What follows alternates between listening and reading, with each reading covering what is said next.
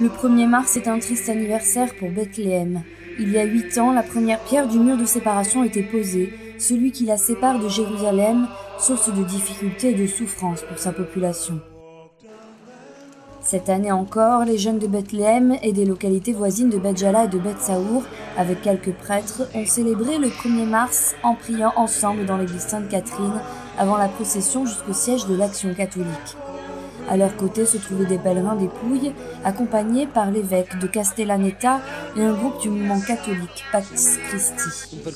Un parcours autour du 1er mars qui est vraiment l'accomplissement d'un grand désir. Le désir de la part des chrétiens de Bethléem de pouvoir partager leur rêve de paix. Alors, de partout en Italie, des Pouilles à la Lombardie, des pèlerins de justice viennent pour être avec les familles, pour observer, mais surtout pour écouter.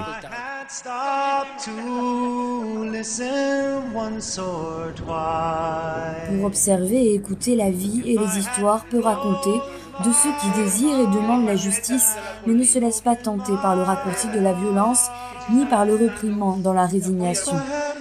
Comme la coopérative de femmes qui vendent leurs propres produits faits à la main à Hébron, un des lieux où la coexistence est aujourd'hui des plus difficiles entre la population palestinienne et les quelques 700 colons juifs qui s'y sont installés après la guerre de 67.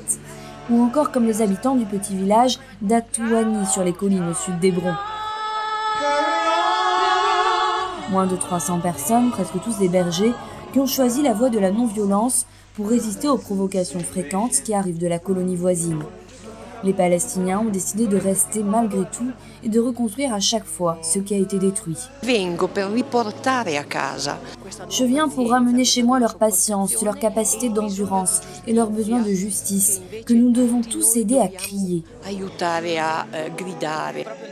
Dans la rencontre avec les personnes, la rencontre avec les chrétiens palestiniens, avec les musulmans, disons que sur leur visage, nous avons vu la rage, l'obstination, nous avons vu la tristesse aussi. Mais nous avons également vu beaucoup de courage et aussi cette capacité de résister. Résister pour eux, cela veut dire rester.